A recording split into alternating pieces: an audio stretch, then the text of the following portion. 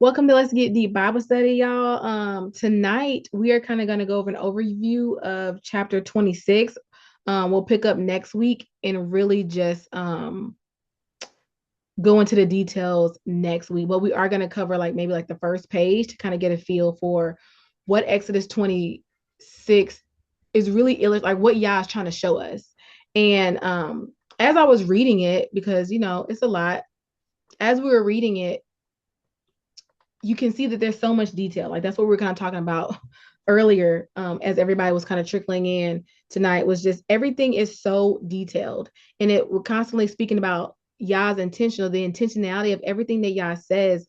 I was having a conversation with my brother this week, and we were talking about how if Yah wanted us to do something different, he would have told us, because he's never been shy about telling us how he wants things done. He's never been shy about telling us what he wants from us. He's never been shy about telling us what is holy, what is clean, what is pure, what is proper. He's never been shy about telling us what not to participate in, what not to touch. And so, if there's ever a moment where you're sitting in an assembly or a teaching or a congregation, and there's this vague idea of what someone's saying is holy or acceptable to Yah, that's opposite of his character, And so, reading as we've been reading about the construction of the tabernacle, the lampstand, the table, the burnt offering, the Ark of the Covenant, he's never been shy about details. He's never been shy about particulars. And so we always, again, I'm gonna use this quote all the time. He's intentional. Like we sing that all the time so casually, but I think we forget it when it comes to the practical application of walking in holiness. And so 26 is probably one of the most detailed that we've gotten to so far. Like everything's been pretty detailed, mind you. Like the lampstand was detailed, the table was detailed, the ark, the covenant, the mercy seat, everything has been detailed, but this was detailed with measurements.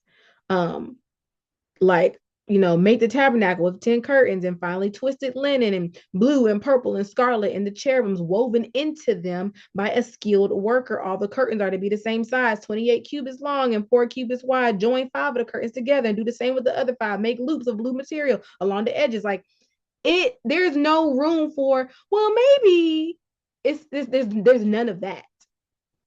And I was just reading, it's like, dang, like, is y'all OCD? You know how we try to, put a label and a diagnosis on everything, but no, there's just he just knows exactly what he wants to be built and how he wants it to be established. And later on in the chapter, verse 30, it says, set up the tabernacle according to the plan shown to you on the mountain. So he's like, read it again. Like, I gave you all the plan. I gave you the blueprint. I gave you the instructions. I gave you every detail on how it's supposed to be done. And you're going to make it exactly according to the plan.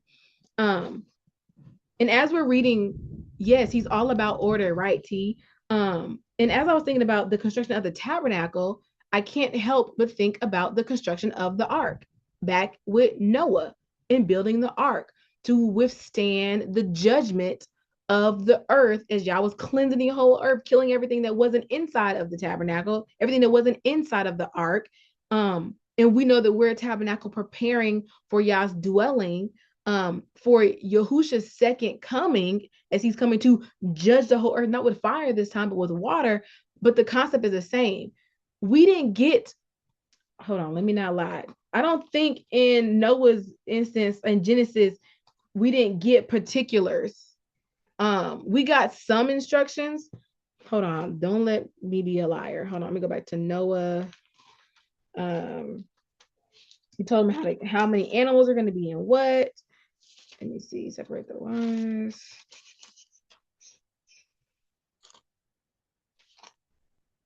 Okay.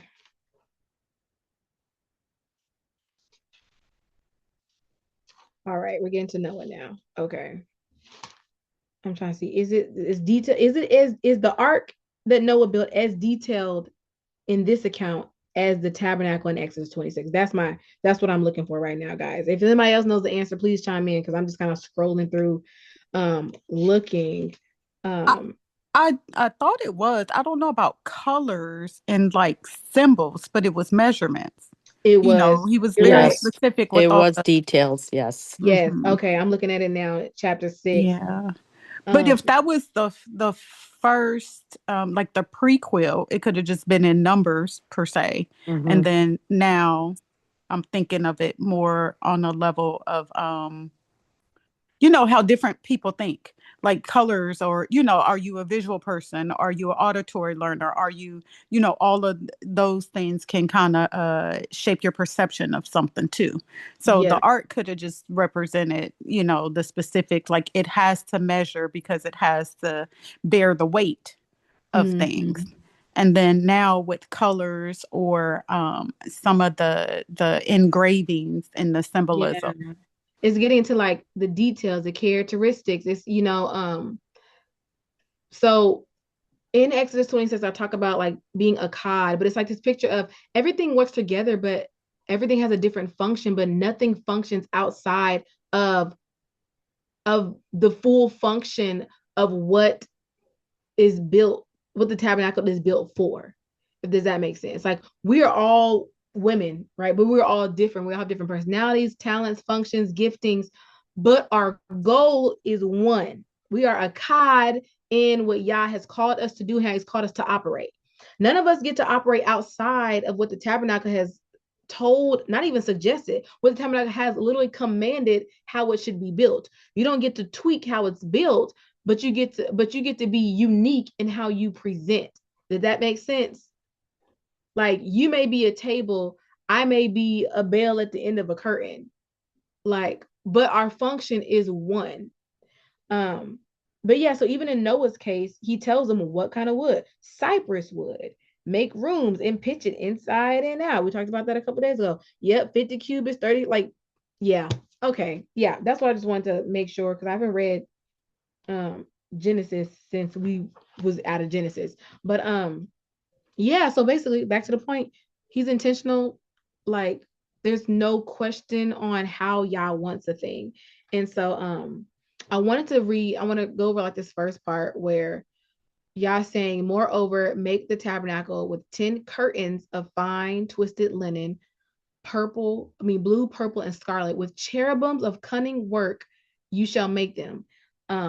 When I first went through it, I only focused on the curtains, and then like literally a couple of days ago, I went back and I noticed the cherubims are actually engraved within the curtain. They're not something that was added on later, very much like the lampstand. The flowers and the buds were engraved within the one structure. It wasn't something that was added. It wasn't you make a gold flower or a gold bud over here. You like stuck it onto the lampstand. Same thing with the cherubims being carved or engraved within the curtains. And so we know a curtain is something that hangs. Um, it covers a tent. It's kind of like a veil or a drape. But in this case, we know that it's not just fabric. This is the first layer of Yahuwah's dwelling place. The curtains function as the walls of the tabernacle. Like they're not like a building, like a house, but it is a house. Like the curtains function as the walls of the tabernacle. They are the covering of Yahuwah's covenant people. So you think about if we're the tabernacle, if we're in the tabernacle, then the curtains are quite literally the thing that covers the people. Um, Both physically and prophetically, the curtains reveal that Yahuwah covers and he conceals. Everyone could see the curtains from the outside. That's kind of like us. If we're the tabernacle, the world can see us. The world can see us. The world can see um our covenant house, or they should be able to see that we are Yah's covenant house. But not everyone can go behind the curtains. And then when you even get behind the curtains, there's levels to the intensity or the consecration of what is inside of the tabernacle. So there's the holy, like the whole tabernacle is holy, but then there's the most holy, which is behind another curtain. So being inside the tabernacle meant that you were inside of Yahuwah's protection, presence, and covering. It is the spiritual picture of being hidden underneath his wings, within his covenant, and inside his sanctifying presence. You don't just go in the tabernacle to just be there. We talked about walking in Torah or walking in covenant with Yah by the blood of Yahusha HaMashiach is we are constantly being perfected. We are constantly walking in his perfectness. Not that you get it right every time, but you don't just sit there and just be stagnant. Like that's impossible. It's impossible to be in the tabernacle and to be stagnant. So this idea that being in his presence is sanctifying in itself. Like just being with him means that you are going to be sanctified every season, you know. um Yahusha rebukes the Pharisees with this very imagery. And so when I was reading this, I immediately thought about what we've been talking about for the past couple of weeks is the concept of cleaning the inside or cleaning the outside while not trying to clean the inside. Like that's the like we don't want to do that. Yahusha's saying you got to clean. If you clean the inside, then if you clean the inside, then the outside will be clean. The idea of the outside of the cup, which is the outward curtains, the visible seen part, versus inside of the cup, the holy things, the ark, the mercy seat, the table, the lampstand.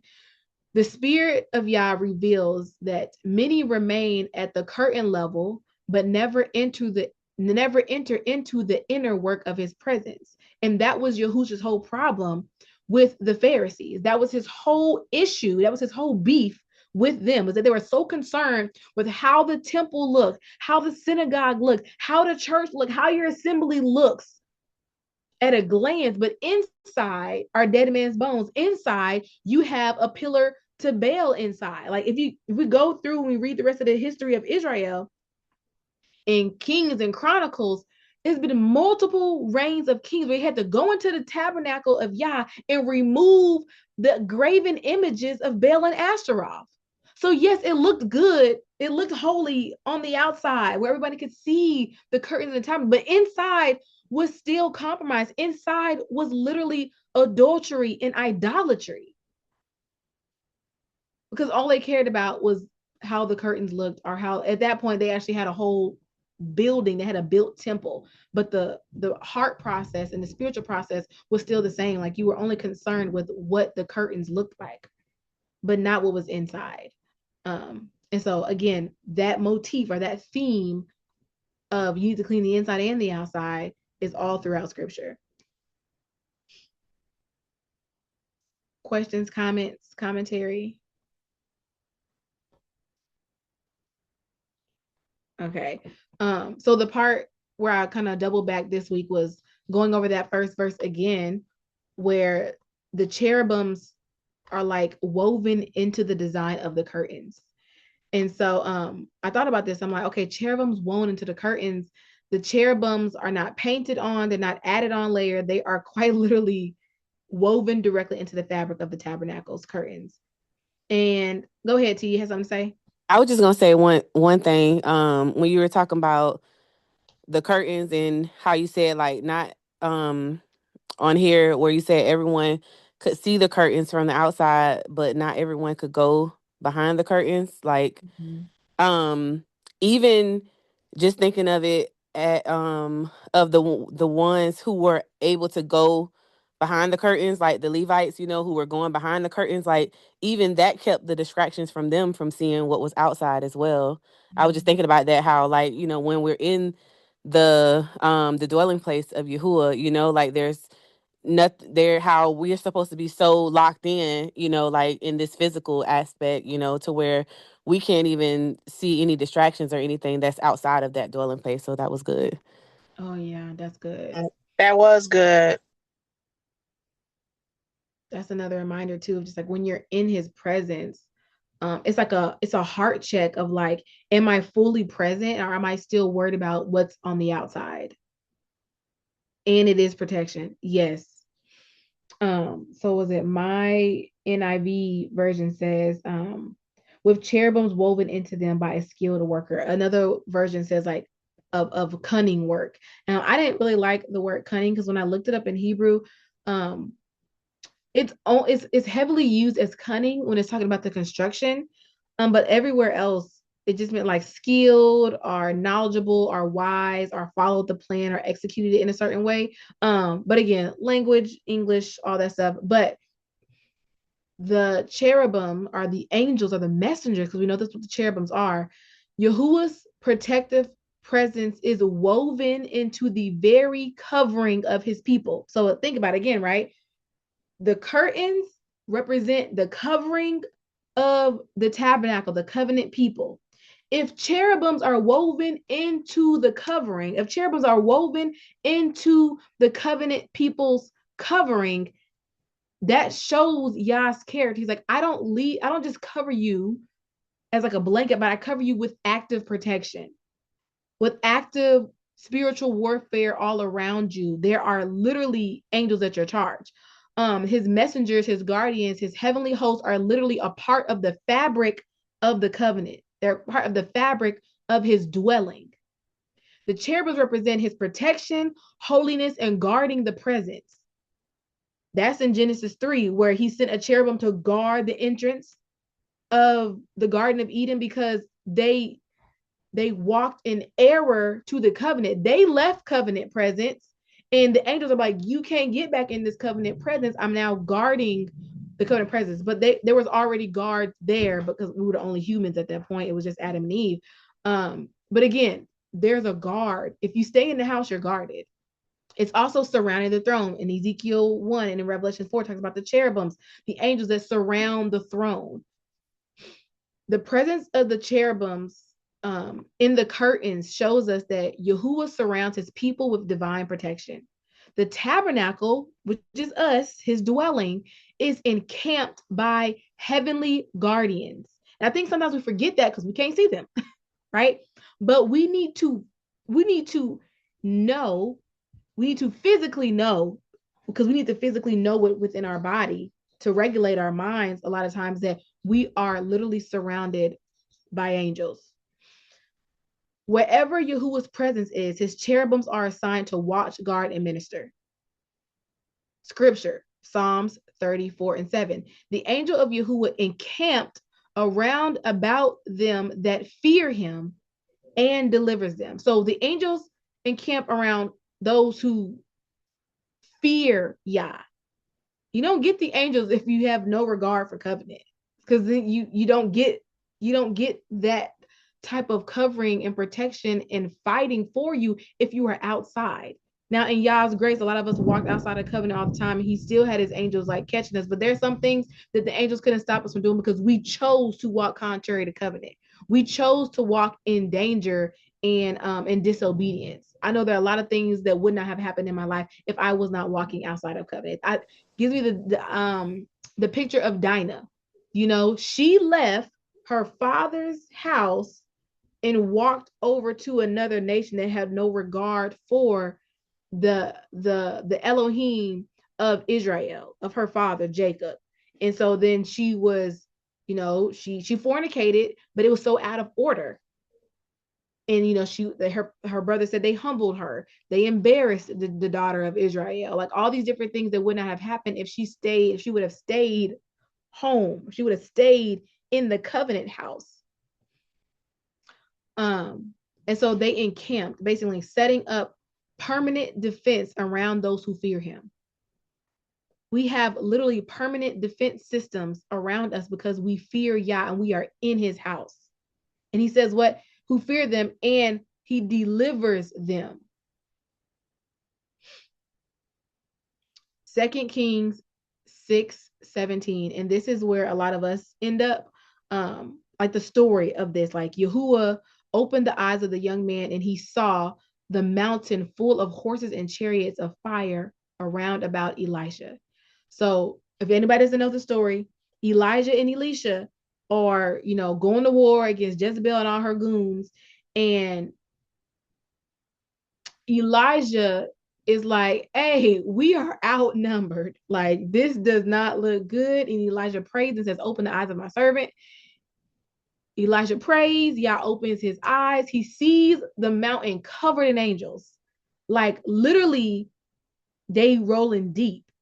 And I feel like a lot of the times we need to pray like, you know, Yah, please open my eyes. Let me see the encampment of angels that you have around me. Like, you know, he may let you see them, you know, but it also, he may just confirm to you that, like, I got you.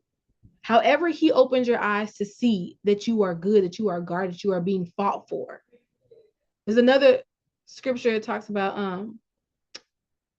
what was it? Like, be still. All you have to do, like, Yah will fight for you. It's kind of like this, okay, there's something that I just have to just be in Yah and he fights for me. This host of angels, this host of of battle ready angels. Matthew 26:53, Yahusha says that he could call 12 plus legions of angels instantly, showing the ever-present readiness of Yahuwah's warrior host. Hebrews 1:14, are they not all ministering spirits sent forth to minister for them who shall be heirs of salvation? We have ministering spirits who are for who? For the heirs. You're the children. You're the children of promise. You're the children of salvation. Those are yours by inheritance. We forget that sometimes when we're, again, I forget that sometimes we're in the thick of it, feeling like you've lost your joy, feeling like no one's fighting for you. I was like, you don't even know the battles that are happening all around you right now. And that we're not alone, because I know for me, I try to remind myself that, like, I pray that angels go with my kids every day, but I'll have moments where, like, I'm not standing by myself. Like, I do need to be reminded that I have all the help, all the comfort, all the assistance, the just whatever I need is right there as well. And um that's big faith. Like the man of God is saying, open my eyes and show me. I don't know about showing me, but let me feel it though. Because I don't know if I I just don't know if I want want to to. see all of that yet. Am I ready? Am Yeah. I But I ready for mean, that? but that's the thing though, because even in that moment, and again, a person who had seen and done great miracles already, he's still in a moment of weakness, of feeling the pressure. Yeah. Right. And so, but ask, and then he got that right now word. So it's just the reminder that we're not alone. Like that's what we need to, kind of meditate on. We're not alone. Like the word inside of us, the spirit inside of us, the presence, and if we're saying we need an extra comfort, then we just got to ask for it. Yeah. Hallelujah. And so Yah says that the cherubim were going to be woven in with skillful work or cunning work. That word, I wrote down all the different meanings because I said I didn't like the word cunning, just because like cunning just gives me like the connotation of a fox. I don't know, just probably growing up in America and in English literature and all those things. But I was like, let me break it down in Hebrew. So to think, to plan, to esteem, to calculate, to devise, to invent, to weave skillfully, to make a judgment, to imagine, to count, or to reckon. So basically, like someone who can do this work, someone who can follow the plan, someone who can calculate or devise the heavenly blueprint that Yah gave Moses, someone that is skillful in following the plan to do the thing that Yah has called. We're gonna see later on, I think it's in Exodus 36, where he Yah says, like, um I have like given this person the wisdom and the skill and the understanding to be a workman, to literally design and manifest this tabernacle that I showed to you in the heavenly realms, to produce it on earth. And I thought that was dope too, because it's like the first time we see, like Yah says, I have filled him with the spirit of wisdom and understanding. Um, and I see it as a foreshadow of like Yah also filled Yahusha with all wisdom, understanding, authority to do the work of the house, to establish the house, to find the lost sheep and to bring them back. And like he filled him up with all of that to do a work for his house. And so it's like all of that reveals, that the cherubims are not random designs. Again, who said earlier, Yah's intentional. There's nothing that he's saying that's just because he thinks it's pretty. Or, oh, that's gonna look cute. That's a little accent on the wall. You like how we design houses, like, okay, I'm gonna need something here. We have stuff that's artistic that has no function to it. Yah is not like that. Like everything that is called to be carved and designed is intentional and to speak to something that is spiritually important and is a teaching and a reminder for us. Nothing's there for eye candy. Yes, is it beautiful? Yes. Is it shiny? Yes. Is it expensive? Yes. Is it costly? Yes. Does it catch your attention? All of those things, yeah. But it also has a function. Nothing is just pretty to be pretty. You are not just beautiful to be a beautiful woman. Like, you're not just beautiful for that. Like, your beauty has a function in our Father's eyes. Maybe it is to attract and to, oh, listen to what she got to say. She's pretty. Y'all's gonna use that. Your beauty is not in vain. Yes, beauty can be vain and it fades if all that you're doing is using your beauty just to because, but he don't design like that. Best believe Yah does not design like that. Everything his word tells us, everything has a function and a purpose and a reason around, especially if it's yielded to Yah. A woman who used her beauty for wickedness, imagine if that woman yielded herself to Yah, how he would use that. Look at Esther. Esther is a prime example of she wasn't just beautiful just to be beautiful.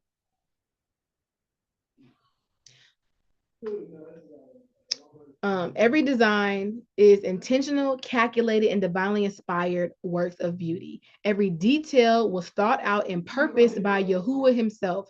Their presence in the curtains reflect a heavenly design crafted through divine imagination.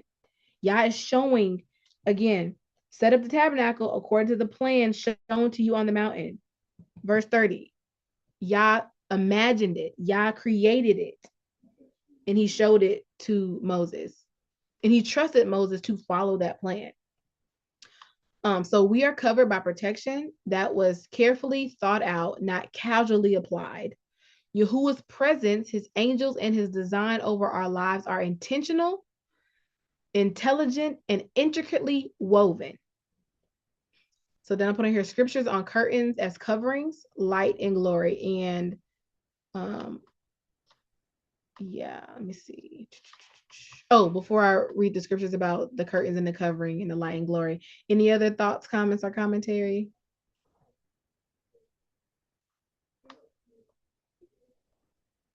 Okay.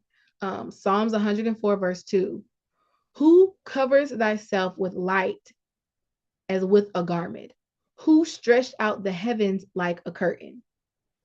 Obviously, we're reading a poem, we're reading a Psalms. It's very poetic.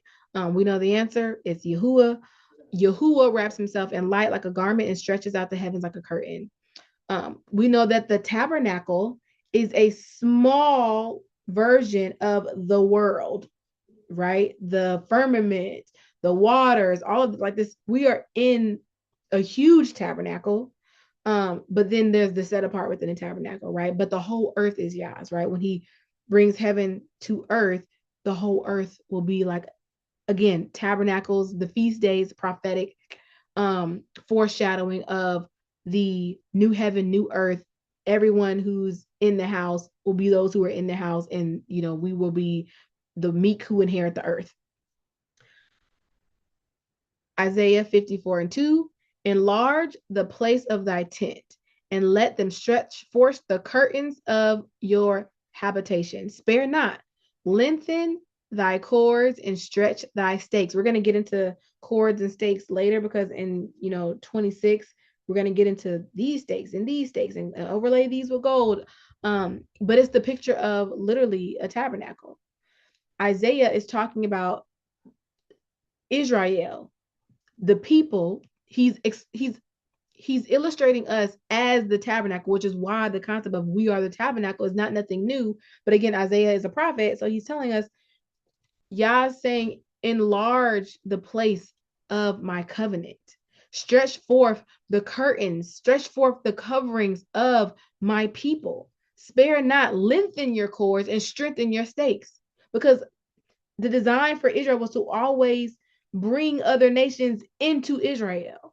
It was so that we would be a nation that showed that we serve a wise and just Elohim. This is a command to expand covenant capacity, to make room for his increase, his presence, and his people. The stretching of the curtains represents growth, obedience, and enlargement in the spirit. Now, this is like a sad reality that happened to our people in Jeremiah 10:20, verse 21. My tabernacle is spoiled, and all my cords are broken.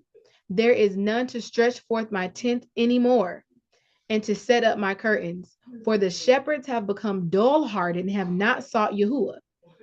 So again, we're the tabernacle. Jeremiah is talking about Israel. He's talking about the mess that we have allowed into the tabernacle and how bad the house looks, how run down we are spiritually and physically. The cords, the bonds, the connections, the supports, it's been broken. No one is stretching forth the tent, meaning no one is maintaining, expanding, or upholding the covenant order. Even the shepherds, those entrusted with spiritual leadership, have abandoned their responsibilities. Their dull-heartedness, their insensitive hearts have left them unable to seek Yahuah, and this spiritual negligence directly results in the ruin of the people, the tabernacle. Yahuah is revealing that we are his tabernacle, and the state of the people reflects the condition of his dwelling place. The tabernacle is spoiled because the covenant structure has collapsed. When leaders stop seeking Yahuah, the people lose their covering, the cords of covenant unity snap, and the curtains of holiness are no longer set in place.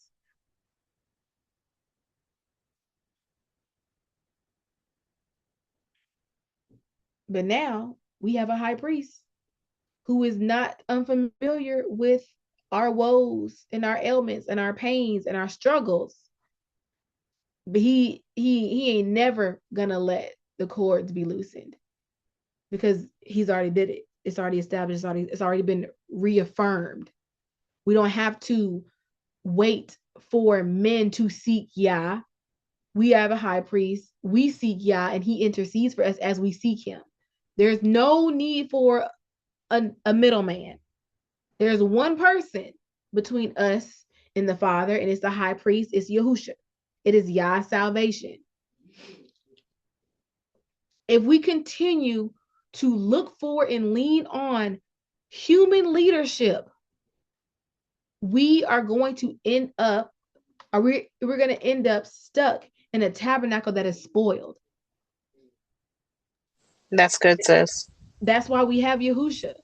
Yep. So what the curtains teach us. Yahuah covers his people with holiness. The curtain represents his sanctifying protection and the visible testimony of his presence among his people. His presence has layers, the outer and the inner, requiring consecration. Not everyone could go beyond the outer curtains. Entering deeper requires purity, obedience, and set apart posture. Because I want to say this too, because the construct that I've been coming out of is Christianity.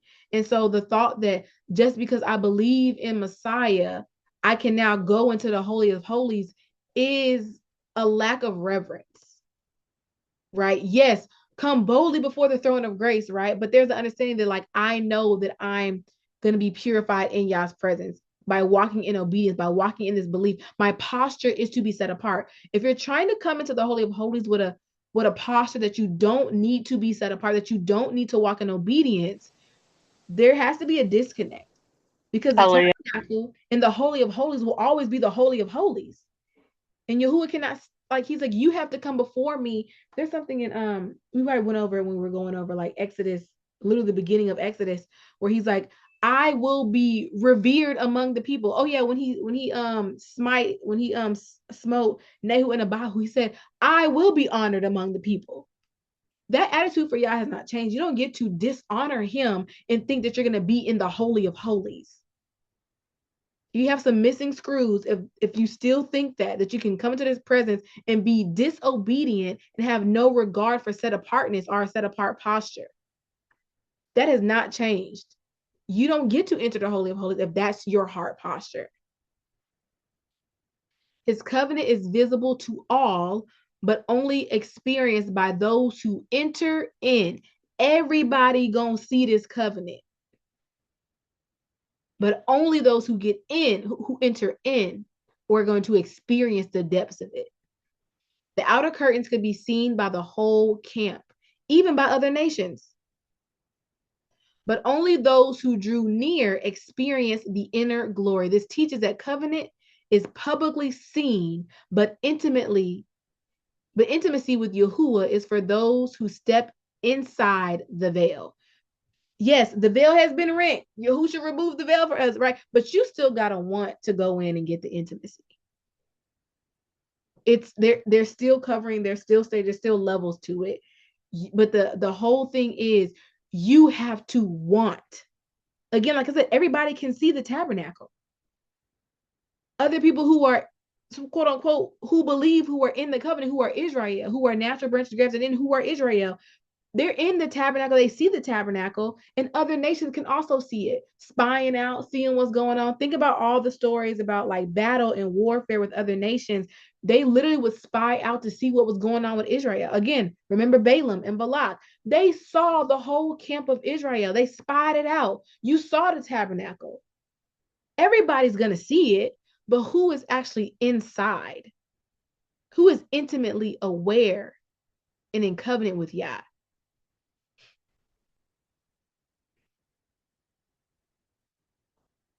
Yes, that's why it's about relationship and not just religious acts. Exactly. And I was going to add to that preparation too, right? Because sometimes we just want to send a prayer up and put forth no effort. But the way that Yah is so intentional and the details and the steps like it's going to take discipline from us and preparation in the midst of like that journey, or trying to accomplish goals, or um just along the journey period. We have to still, there's work that we have to do.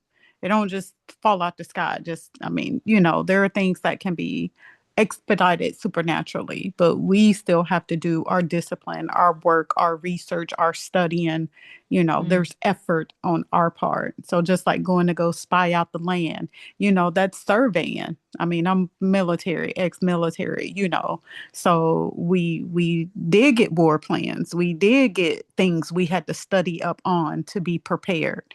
We do exercises and drills to say, hey, if this happens, what do you do? So it takes work on our part. We just can't skip the whole process and make like, just because I'm a child of Yah, that I'm supposed to get what I get just like that. Like how we say eating a cookie. You can't binge all them cookies and then just think like, oh, I pray for my weight, and then you're supposed to snap back. Like it don't it don't. We might try that, but Yeah. it don't work like that.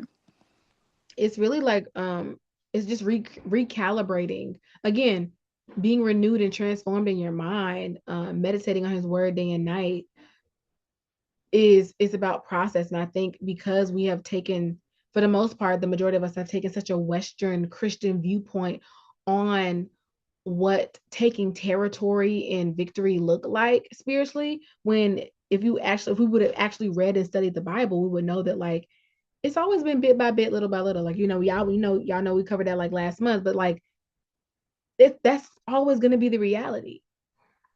But in that bit by bit, your bit by bit today may look like you done stretched the whole, you went across state lines because of your diligence and your discipline in the little at the beginning. And your little may look like a lot to someone who's not walking with Yah, if that makes sense. Like that's why Israel could conquer so many nations in being quote unquote the least or the weakest, are not having the strong the military forces and supplies, because they walked with Yah. He said two can send 2,000 to fly. Like it's not that they just stood back and didn't do. Yah's like, I'm gonna multiply and supernaturally like give you victory based on your faith in doing. Faith without works is dead. I have faith and I will show you my faith by my works. I'm still going to go out and do the things he told me to do. And he's going to give me the victory based off my faith in doing what he called me to do. All right. So this is so I'm going to cover coupled and then like coupled and joining, because they kind of go together. And that'll be it for tonight. And then like next week we'll pick back up. But where is that word about coupled? Verse 26. So it's mentioned in 3, 6, 9, and 11. But in this scripture, in this translation, it says join 5 of the curtains together and do the same with the other 5. And then the 6, and in verse 6, it also says, then make 50 golden clasps and use them to fasten the curtains together so that they be a tabernacle is a unit. And then in verse 9, join 5 of the curtains together into one set. So there's this joining, this coupling. And so I was like, okay, I'm gonna look at this word. Couple means to join, to unite, to bind together, to knit, to be in fellowship. So joined in Exodus 26, repeatedly this word is habar. It describes the curtains of the tabernacle that must be joined or coupled together. This word teaches us that Yahuah's design for his dwelling place is oneness. Every curtain, every clasp, every board, every socket, the components is joined as a single unified structure. One unit, one tabernacle. Nothing stands alone. Nothing operates independently. I was saying that earlier. Like, we all different, right? But we got one goal. We don't operate outside of what Yah has already orchestrated. Nothing operates independently. Everything is bound together in covenant purpose. But that same Hebrew word also carries a negative form of joining. And I could not ignore this when I clicked on that word, H2266. I was like, whoo, I was like, sorcery, magic. Yeah. Hosea 4:17. Ephraim is joined to idols. Let him alone. Joined is there. Joined to idols. Deuteronomy 18:11. A charmer who binds through enchantment or sorcery. Let's read Deuteronomy 18:11. I didn't actually type it in there, but I'm going to read it. Deuteronomy 18, verse 11 reads, so I'm going to first start at verse 10. Let no one be found among you who sacrifices their sons or daughters to the fire, who practice divination or sorcery, interprets omens, engages in witchcraft. Verse 11, are spell casting. That word is joined. That's the same word that's used for joining the curtains together in tabernacle. Or spell casting, or who is a medium, or spiritist, or who consults the dead. And I was like, whoa, okay. This is just showing us that joining is always spiritual. You're either joined to Yahuah or joined to something else. There's no neutral joining. That goes back to tables. You either at Yah's table or you're at the table of demons and devils. Come on. That's it. Yahuah calls us into his joining. Every golden clasp, every loop of blue, every piece of fine twined linen in the tabernacle was crafted for holy joining, holy fellowship. The tabernacle is a picture of the body of believers, each of us designed to be joined and unified in Yahuah's covenant. To be joined to Yahuah is to be woven into his presence, his people, and his purpose. To be joined to idols, enchantments, or unholy covenants is to connect spiritually to darkness. This is why Yahuah continually commands to be in one covenant, one joining, one alliance, in unity. You cannot serve two masters.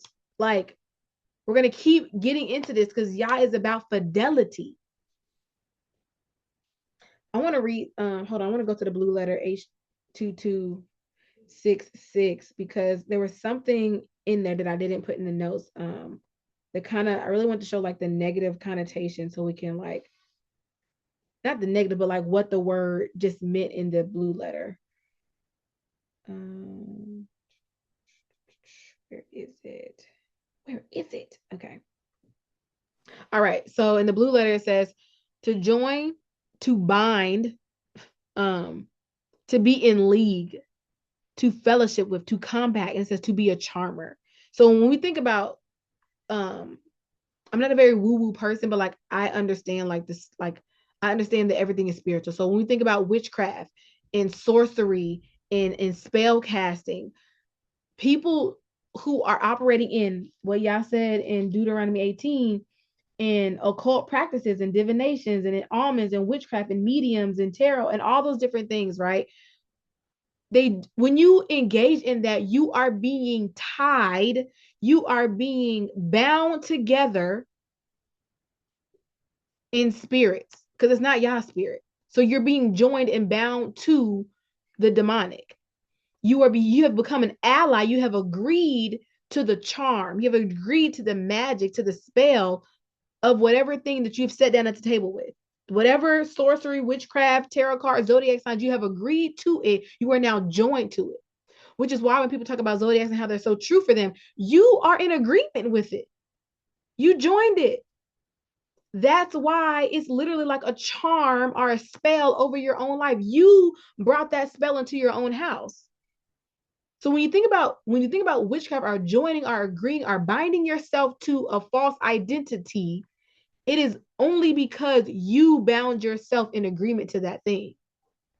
So I think this is also important when we think about deliverance and repentance and being freed from witchcraft, covenants, bonds, lies, deceptions, false identities, is an understanding that you have to choose to be joined to Yah. And when you choose to be joined to Yah and his ways and his things, you will remove yourself, again, by one, confessing and repenting and renouncing and denouncing. But those things have power over you because you joined yourself to it. You became an ally. You united with the lie. That is why the witchcraft, the spell, the charms, the sorcery can work, which is why Yah says no one can curse Israel. You can only curse yourself when you step out of covenant to join yourself to something outside of covenant, which is why witchcraft will never work on the children of Yah. Well, so with those, I'm saying this because sometimes I see a lot of people always so, oh, this is witchcraft. Oh, throw this away, throw that away. Like, yes, if things are blatantly witchcraft, then we should, certain things you shouldn't have. Again, which is why, for us, putting a Christmas tree up or doing Easter eggs, it's like you joined yourself to that witchcraft, to that deception, to that stronghold, because you brought it in your house. You agree with that thought process, you agree with that lie.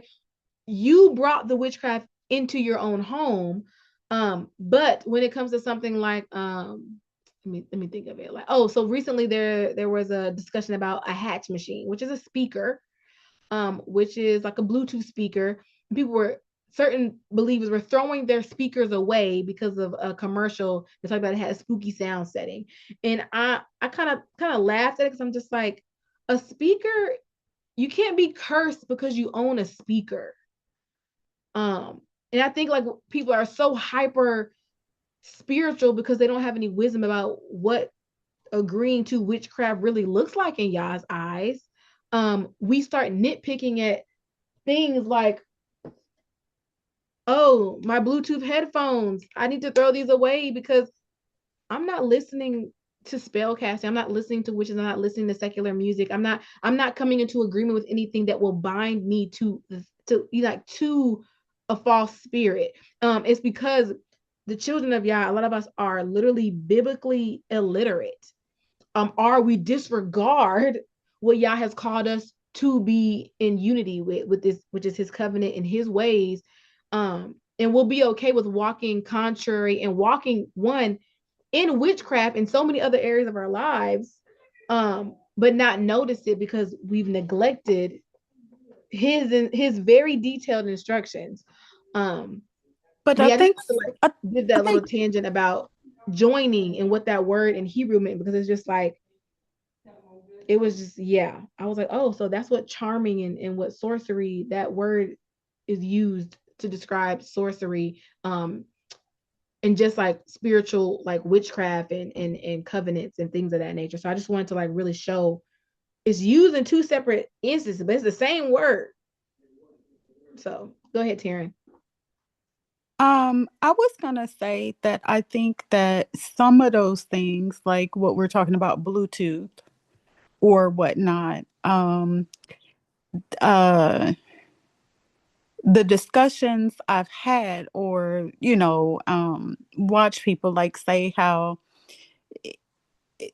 our parents, or just go back some generations before technology had this big jump, right? Because see, you are young enough, we're young enough to where we see it, we're in the thick of it. But even like me with my kids, there's some stuff that I'm just like, I don't know how that make me feel, right? But to the degree of the frequencies, things that were back natural, remember, because like if we go back some generations, you know, fresh greens, walking barefoot outside, all of that. Because even right now, your whole house is Bluetooth. So when people say that, like, I don't know, or I remember, maybe my early 20s, I remember people in the church was like, you fall asleep with your TV on? Like, that's crazy. You don't know how much stuff talking to you and this and that. And just because I might have been not conscious of it, and I've gone through seasons of my life where I'm like, why am I having whacked out dreams though? Because that stuff is in the background. So I can see like the difference of maybe like right now you're in a space where you're prayed up, sealed up, educated, taught, girded, covered, all of those different things. And those things might not break through. But then just too, if you're a person of imagination, you're a creative spirit, person, like all of those, you don't know that those things could be seeping in from somewhere. So I do know people who are like, I'm super sensitive to stuff. I don't want to be letting too much in. And that could be within control too. But where I'm just like, I mean, I don't know. Because my grandfather would not use a microwave. That was Mhm. just No, crazy. but That there's was wisdom in that too, because again, the microwave kills all the like a lot of yes. nutrients, and so Yes. I, So I I believe, yeah. But when they would make context about like, oh, I think that could be witchcraft, or I could be, it's the little things that add up to big things. Like, Mhm. something starts to come in and we're so dependent on just from natural, it's regular. Like who can like now, the doggone wash machine listening to you and doing everything is hooked to some type of Bluetooth, Wi-Fi, something, something, something. So, you do hear these stories about these little like the baby monitors be making Oh yeah, weird yeah, out noise. definitely. So like there could be an instance Because I'm where not saying that people, because obviously people can yeah, have yeah, things, yeah. right? But again, I think that goes to wisdom because we're supposed to guard our ear gates and stuff like that. Right, right.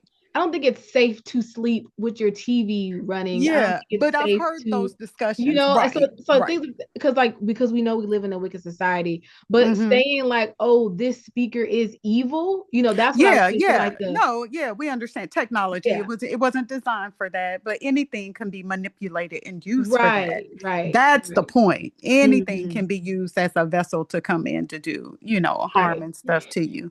But I know like my grandparents and back when like as technology super like really took off with some stuff, they like, nah, we not about that. Yeah, it's kind of like It's how I am with the whole like AI. Like so much is like yes. things are becoming, they have a life of their own, and it's just like it just gets into the realm of like this is not okay. Like no one's controlling this thing. Like y'all just let Mm-hmm. it do whatever. Um but the point of saying is like Yah says that we can only curse ourselves, Yes, yes, and so agreed. it's just Yeah. like this hyper, you're scared to buy this, you're scared to do that, like Yeah. it's just like, do we believe the word? And if we are so easily like spiritually attacked by a speaker or this, we need to reevaluate like, where am I not covered? Or Right, right, am I walking outside of covenant? Because right. like I said, like what T said, some things are like self-inflicted wounds. Yeah, Like when we're living outside of covenant obedience, when we're blatantly just like disobedient to what Yah has called us to do, but we will still like engage in all these other unknown things, or are these other things that like shouldn't have no effect on you. These Bluetooth right, headphones shouldn't be right. having you like that shouldn't happen. Well, then we're vulnerable. We open ourselves up. There's the agreement. There's the Exactly. access. And that's the Right. point. I was like, you're Yeah. in agreement to something that you may not even be aware of. That comes to like Right. prayer and asking y'all to reveal and to show me and to correct me. So I can seal up and close those breaches in the wall, you know? Yeah. Yeah. Yeah. Yeah, I'm tracking, but I do, you know, and you do. I've seen extreme spectrums on it, type of thing. Yeah. Um, this says wicked devices, Yah tells us in his word. Guard our eyes, ears, and our feet, little children. Yes, ma'am. Okay, and so the last one I'm gonna go over what page is this. Okay, yeah. So this is the last one. We did joining, and then we're gonna do one unit or a cod, which is H25:9. A cod meaning one, unity, same, unified in purpose and essence. The tabernacle cup. Oh, go ahead, T. I was just gonna, sorry, sis, before you get into the next thing, I was just gonna also say that to add on to what you were saying and to what Taryn was saying, also sometimes, like, and I think to your point, Samaria, like sometimes when people are hypersensitive, they can also put it on other believers, you know, and make it like a standard for everyone that you need to do this. And it's like, if Yah is telling you Yep. to do this, you know what I'm saying? Like, because this is an attack on your household. Like, you know, like if something is going on with me, like, you know, I'm dealing with something because I've listened to something or whatever, blah, blah. Like, I'm not gonna go and put a burden on someone else and be like, oh, well, you need to do this too, because this, Right. you know, because Yah deals with us in different ways, you know. And I think sometimes, like Samaria was saying, like sometimes with the sensitiveness, you know, people tend to make it Torah, you know, like they try to make it Torah. And it's like, if Yah told you, you know what I'm saying, to get rid of that speaker, get rid of that speaker. But you know what I'm saying? Like, it may not, that same thing may not be Across to everybody. That's not like, exactly. you got to know why there was a different. Maybe Exactly. you were addicted to the speaker. Maybe you were Exactly. misusing it. But you know, tell the whole story. There are some Like, not, other. and not the whole, like, I am in total agreement with what y'all were saying as far as like guarding yourself. But Mhm. I know what she's talking about specifically, when people are like hypersensitive and then like one person does it and then everybody else follows, just because, not because you're Mhm. all experiencing the same thing, but you're like, oh, you need to do this, you know, because this came against me. And it's like, you putting a burden on someone else Right. that doesn't need to be put there. So I just wanted to add that. That's good. Yes, yes. A cod. So this is a picture of Yah's heart for his people. In Genesis 22 and 24, um, we see the word akkad for the first time. I don't know if it's the first time. Let me not say that, but we see akkad in the confines of like marriage and covenant. Therefore, a man shall leave his father and his mother and be joined, shall be akkad, to be joined to his wife, and they shall be one flesh. Now, did they literally become one person, like in flesh? No, but they became one in purpose, in essence, in function. Marriage becomes the earthly representation of divine unity, right? This is the like first time we're seeing like two human beings, two fleshly beings becoming a cod. And it's said in the president, one, for us as a body, but also for the understanding of the relationship between the father and the son. A cod, they're one. The two become one. Again, this is part of the Shema, which is the Shema is, hear, O Israel, Yahuah your Elohim, he is one. Deuteronomy 6:4-9. His oneness is not singularity, but a perfect unified wholeness. He calls his people to reflect this same unity. Because we know the word Elohim is actually a plural. It's not that there are many Elohims, but Yah is one. That he has manifested his oneness in multiple bodies, in multiple yielded vessels. And Yahusha is the greatest revelation of akkad. The whole chapter of John 17. If you haven't read it, please read John 17. John 17, this is Yahusha's great intercessory prayer when he reveals the fullness of being one with the Father. Particularly in John 21-23, Yahusha is saying that they shall be one, akkad, as you, Father, and are in me, and I in you. that they also may be one in us, I in them, you in me, that they may be made perfect in one. This akkad is the highest level, one essence, one will, one spirit, one dwelling place. The same joining used in Exodus 26 to describe the tabernacle's unity is the same joining Yahusha prays for in his people. He is praying us back into the tabernacle, back into covenant oneness and structural unity. This is the pattern of joining. The tabernacle joined curtains and unified covering. So the habar, the joining, the unity of oneness. We are called to be one with Yahuah, one with his covenant, his people. We are to be one in purpose, assignment, and spirit. We are to be guarded from unholiness, destructive joinings, and formed into a single living tabernacle for his presence. The physical structure becomes a spiritual blueprint. There are many parts. We've been reading about the tabernacle, everything in the tabernacle. Now we're talking about the outside, the curtains, the clasp, all the details of the tabernacle. Many parts, one dwelling, many people, many members, one body, one tabernacle. Many believers, but we're supposed to be one in covenant, one in Yahusha. This is a cod. I'm gonna pause right here for tonight. Thoughts, comments, commentary.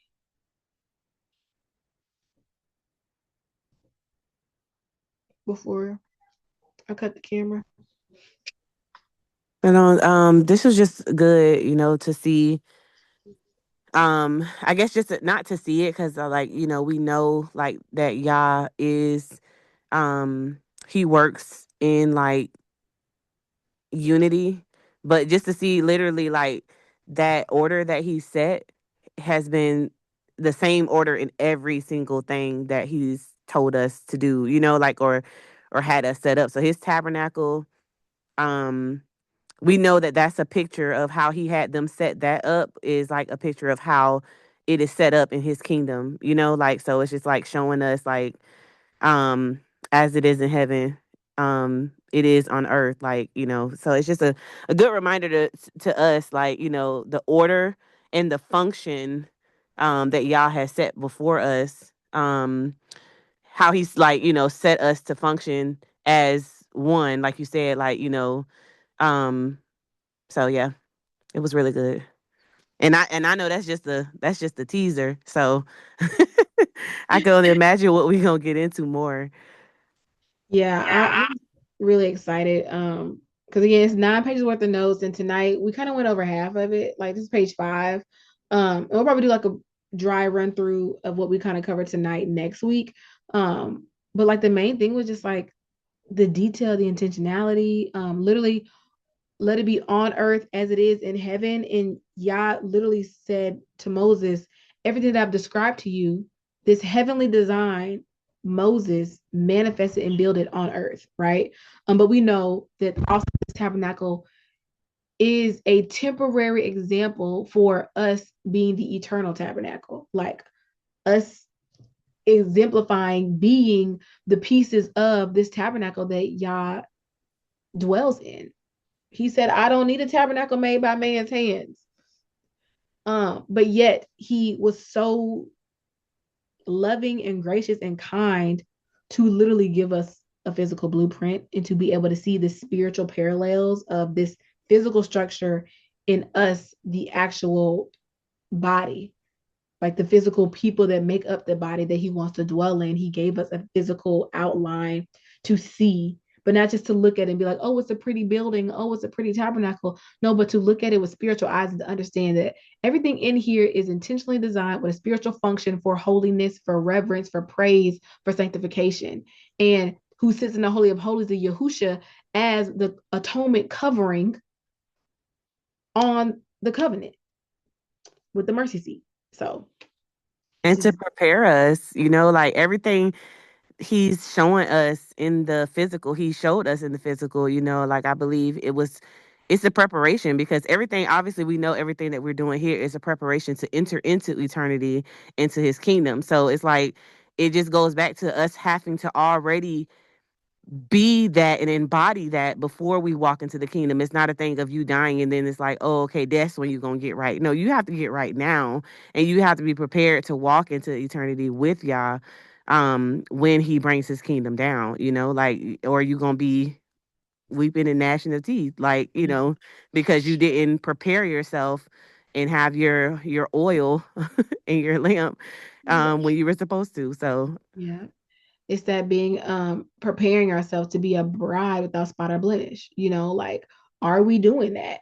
And so all this kind of just shows like the intricate details, and that Yah has Yah is faithful to give us the answers, the wisdom, the understanding. He said he wants to give us the wisdom and the understanding if we just ask for it, And so I feel like this was kind of like a test in that, just being like looking at this chapter and being like, "Ooh, this is a lot. I don't even know. Okay, yeah, I need your help. Like, what do we need to get from this?" And we didn't even get to like the 50 clasp. And I know I didn't cover every detail because it's a lot. It's 9 pages. So I'm not gonna nitpick everything right now. I may read back over this in another year and there'll be another word that he wants to bring that may produce a whole another 7 or 10 pages. But until that time, this is what we got right now. And I'm grateful that us as a body of believers, as women, can go over this together and just see what Yah is teaching us in his Torah. Like, this is a part of Torah too. Like, he's teaching us something in the intricate details of the formation of this tabernacle. So with that being said, I'm gonna cut the cameras